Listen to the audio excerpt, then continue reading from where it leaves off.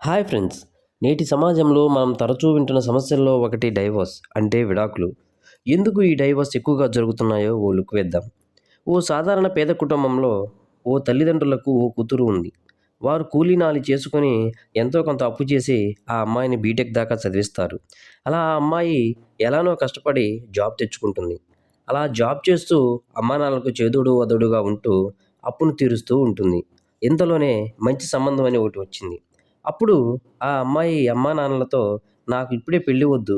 మన అప్పు తీరేందాకా ఆగుతాను అని నాన్నతో అంటుంది. కానీ నాన్న మాత్రం తల్లి మంచి సంబంధం అంటున్నారు. మరలా రావు అంటూ కూతురును ఒప్పిస్తాడు. అలా ఓ 10,00,000 కట్నంతో పెళ్లి అవుతుంది. అయితే ఇక్కడ కూతురు మాత్రం మరలా అమ్మానాన్నలపై 10,00,000 భారం పడుతుంది అని తనలో తాను బాధపడుతూ పెళ్లి చేసుకుంటుంది. భర్త ఇంటికి వచ్చిన అమ్మాయి అత్తమామలతో కలిసిపోతూ వారికి చేదోడు వాదోడుగా ఉంటూ జాబ్‌కి వెళ్తూ ఉంటుంది. కానీ అల్లుడు మాత్రం అత్తమామలతో అంత ప్రేమగా ఉండడు. తను కూడా తన జాబ్‌కి వెళ్తూ ఉంటాడు. ఇలా ఒక మంత్ తర్వాత ఎవరి సాలరీస్ వారికి పడిపోయినవి. అసలు ప్రాబ్లమ్ అనేది ఇక్కడే స్టార్ట్ అయ్యింది. ఎలా అంటే ఈ అమ్మాయి ఎప్పటిలానే ఆ సాలరీని వాళ్ళ అమ్మా నాన్న అప్పులోకి కడుతూ ఉంటుంది. భర్త ఆ మంత్‌కి ఏమి అనలేదు. మళ్ళా నెక్స్ట్ మంత్ ఇదే రిపీట్ అయ్యింది. అప్పుడు ఇక భార్యాభర్తల మధ్య గొడవ స్టార్ట్ అయింది. భర్త ఏమో సాలరీని మా ఇంట్లో ఇవ్వకుండా మీ అమ్మానాన్నలకు ఎలా ఇస్తావు అని. అప్పుడు భార్య మా అమ్మ వాళ్ళకు నా చదువుకు, పెళ్ళికి అప్పయింది. అది వాళ్ళు తీర్చలేరు. అందుకే కొన్నాళ్ళ పాటు నేను నా సాలరీని ఇవ్వాలని అనుకుంటున్నానండి అంటుంది. భర్త మాత్రం ఇది కరెక్ట్ కాదు.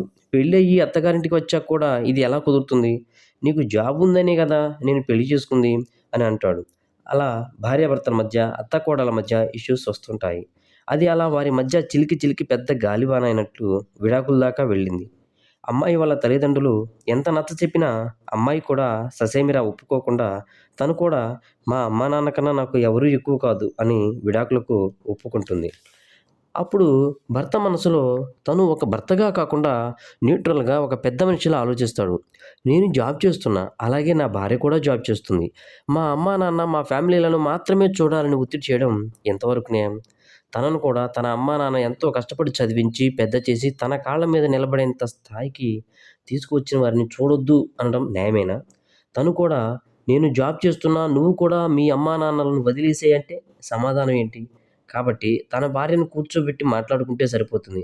వారు ఎంతో పద్ధతి కలిగిన అమ్మాయిని, అత్తమామలను ప్రేమగా చూసుకునే అమ్మాయిని, నన్ను అర్థం చేసుకునే అమ్మాయిని నాకు ప్రసాదించారు. కావున తమ అమ్మానాన్నలకు కొంతకాలం సహాయం చేస్తే అప్పు తీరిపోతుంది. దానికి లక్ష్మీదేవి లాంటి నా భార్యను వదులుకోవడం సరికాదు. నా జీవితం పాడు చేసుకోవడం అవివేకం అని ఆలోచిస్తూ తన భార్య దగ్గరికి వెళ్లి కళ్ళ వెంట ఊబికి వస్తున్న నీటిని తుడుస్తాడు. వెంటనే భార్య తన భర్తను ఎంతో బాధతో కౌగిలించుకుంటుంది.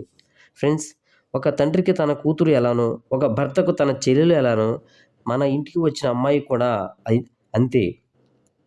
మన కూతురు, మన చెల్లెలు చేస్తే కరెక్టు. అవి మన ఇంటికొచ్చిన అమ్మాయి చేస్తే తప్పు అని అనకూడదు. కాబట్టి అమ్మాయి తల్లిదండ్రులు పూర్తిగా కాకపోయినా కొంతమేర అయినా వారిని పట్టించుకోవడం సబబు. Thank you friends. ఈ వీడియో నచ్చితే లైక్ చేయండి. సబ్స్క్రైబ్ చేసుకోవడం మర్చిపోవద్దు.